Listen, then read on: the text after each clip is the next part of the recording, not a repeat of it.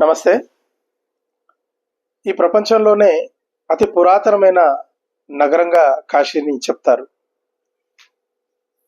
అటువంటి కాశీ హిందువులకు చాలా పవిత్రమైన పట్టణం.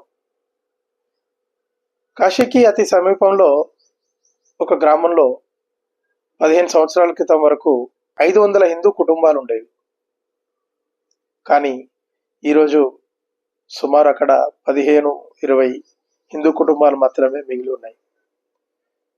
మరి ఏమయ్యారు ఈ హిందూ కుటుంబాలు అంటే, కుట్రపూరితంగా వాళ్ళపై దాడులు చేయడం. గత నెలలోనే ఒక హత్య జరిగింది.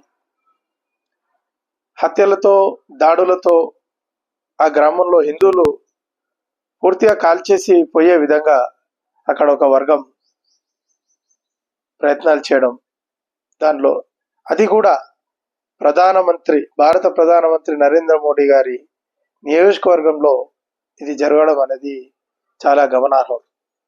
ఇప్పుడు అక్కడ పోలీసు పోస్టు ఏర్పాటు చేసి పరిస్థితిని అదుపులో పెట్టారు. కానీ ఆ 15-20 హిందూ కుటుంబాలు కూడా ఏ క్షణానైనా వాళ్ళు ఆ గ్రామం విడిచి వెళ్ళిపోతే ఇంకా ఆ గ్రామంలో, కాశీకి సమీపంలో ఒక గ్రామంలో హిందూ జనాభా లేకుండా ఉంటుంది.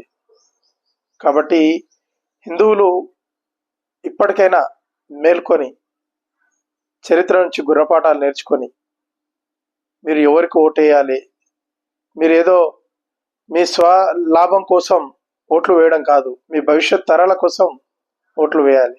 లేదంటే ఇదే విధంగా ఒక్కొక్క గ్రామం హిందువులు లేని గ్రామం అవుతుంది, హిందువులకు భవిష్యత్తు ఉండదు.